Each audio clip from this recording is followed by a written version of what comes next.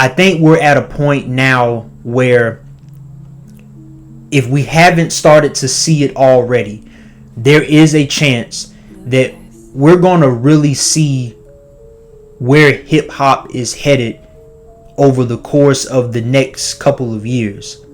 And to be more specific, I think that hip hop is headed two places, either for better or worse. For better,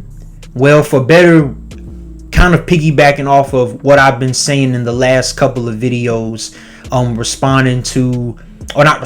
but giving my insight on Watch the Party Die. Of course, that's Kendrick's new song, Die for the Party, which is Lecrae's recent song, and Call It Like It Is, D1's recent song, right? I think that for better would be going back to that balance. The early days of hip hop, right? You had balance. Now, obviously, you had rappers that talked about selling drugs. Some of them glorified violence, and there was even degrading women back in those days, right? But it was a good balance because the Nas's, Tupac, guys like that, their music stood out a lot. Their message stood out a lot. Clearly, the things that they were talking about in their songs have stood the test of time and is still very relevant to things going on in modern society and just things going on in hip hop, right? But I think for better is bringing back that balance in hip hop. It's okay to have club rap, party rap. It is what it is. Sometimes you gotta let loose and just relax, chill, vibe, whatever. But again, there has to be a balance. And if all we have in hip hop is quote unquote ratchet music, club music, party music, music that degrades women, glorifies violence and substance abuse and whatnot, that's not traditional hip hop. Not saying that that's never been a topic in traditional hip hop, but if that's the only thing that we have in hip hop, if it gets to that point, that is for worse. For better is having that balance. Do I think that there is a significant change coming? Yes, I do. And when I say significant change, again, it goes back to for better or worse, but we're going to really see how all of this plays out. We're going to see not only where hip hop fans are when it comes to what they choose to listen to, what they take in, what they don't take in, but even more so just hip hop in general. We're going to see if hip hop is either progressing or moving forward. Now, am I here to say that hip hop is dead? No. However, I do think that the true golden era of hip hop, not just the 90s, of course the 90s is known as the golden era of hip hop, right? But even when you go into the 2000s and even the early part of the 2010s, right? You had rappers like J. Cole, Kendrick Lamar, and obviously those guys are still around.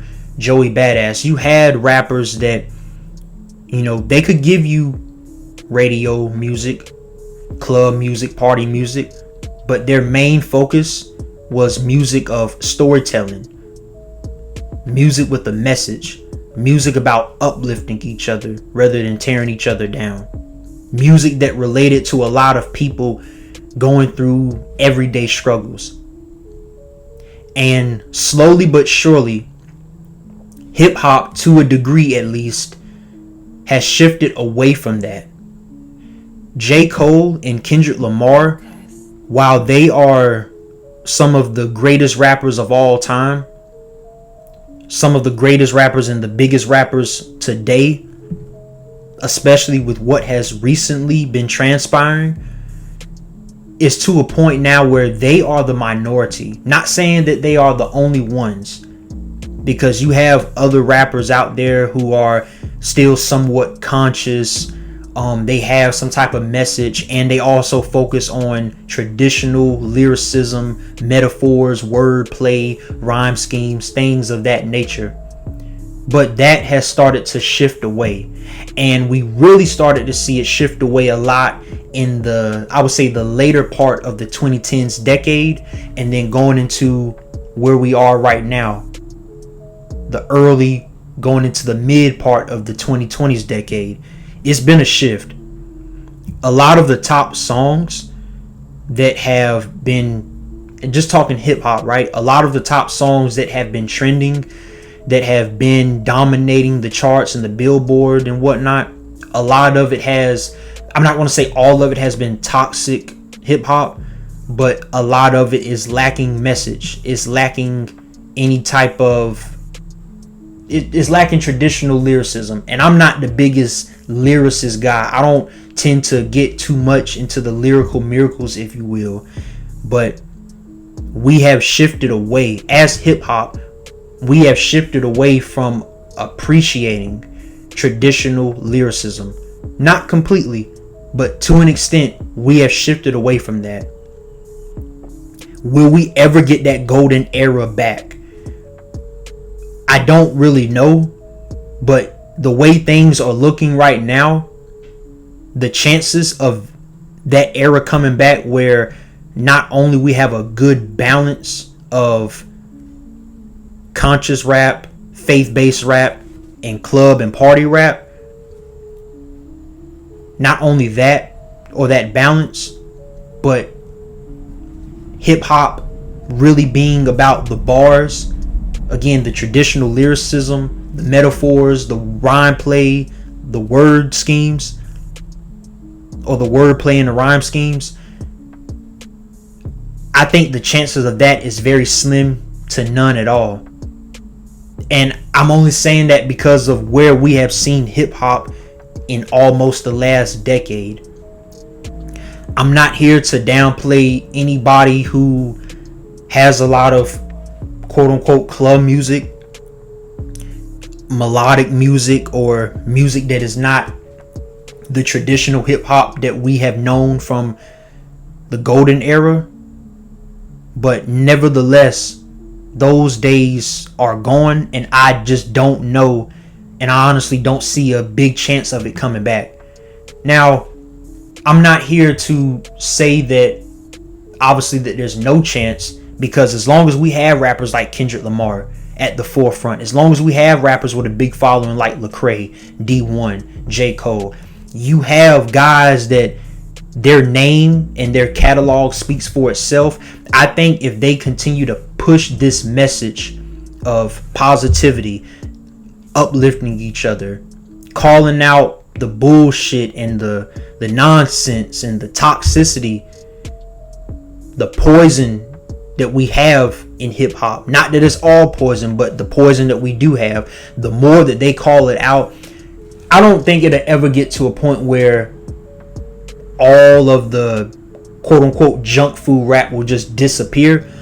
But again, it will be a good balance. And I think traditional hip hop fans, or I'll just say it, the real hip hop fans, the ones that appreciate lyricism, metaphors, having a message, positivity, that genre will prevail. It'll never die down. Or if it has, it will revive itself. And you know, I've seen recent comments of people saying that Kendrick was very contradicting and very hypocritical in his last song, Watch the Party Die. You know, of course, he just came off of the beef with Drake, and I'm not going to get into that, but there was some not so positive, not so good things said from either him or Drake during the beef, right? And while I'm not here to justify the things that were said by Kendrick, I do think that unfortunately that was just the nature of that beef. And again, we don't know the ins and outs of that situation. We don't know what happened behind closed doors. We don't know how these men are really feeling. We don't. Because we don't know them personally, right? Again, not here to defend it, but I do think that regardless of what was said in the beef, at the end of the day, it's all allegations. And also, even with the beef being the topic of the year, and that being the number one reason why we've talked about Drake and Kendrick Lamar this year, Kendrick's body of work speaks for himself.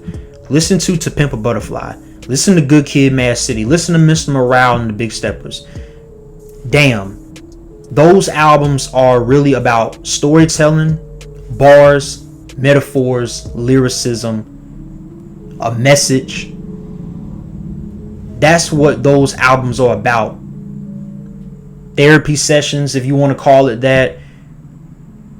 Survivor's remorse or survivor's guilt.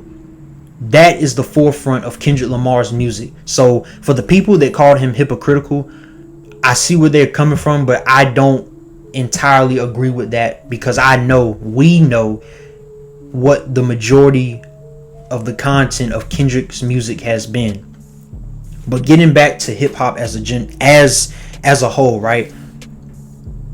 Again, like I said at the beginning of the video, hip hop is either headed two ways, either for better or for worse. That's where hip hop is headed, either for better or for worse. And it's going to come down to not just the rappers that I have named, although they are arguably the biggest part of it getting better, if you will, but it's going to come down to which people in hip hop, outside of the guys that I named, or including the guys that I named, which people in hip hop are going to continue to stand at the forefront and speak up about the issues, the degeneracy, some of the degeneracy that we have in hip hop, because all hip hop is not degeneracy. But as time goes on, we're going to see how all of this plays out, and we're going to see if there was an underlying message in Watch the Party Die for the Party, call it like it is. We're going to see, could there have been an even deeper meaning than what we already know? Could there be something cooking up behind the scenes that's going to, I don't even want to say try to put an end to some of the toxic things going on in hip hop, but is it going to make a change for the better? That is going to be the big thing moving forward with hip hop. But again, hip hop is either headed for better or for worse.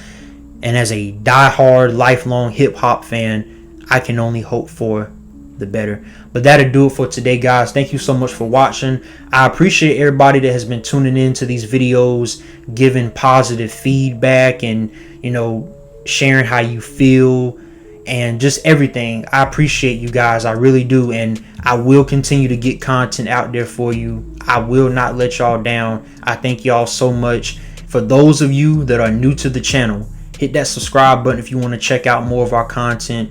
We have plenty of more content on the way, whether it's hip hop, film, television, sports. We got you guys covered, and we will not let y'all down. Thank you so much again for watching. Comment down below about where you think hip hop could be headed. Could it be headed for the better? Could it be headed for the worse? What do you think? And until next time, peace and love to everybody.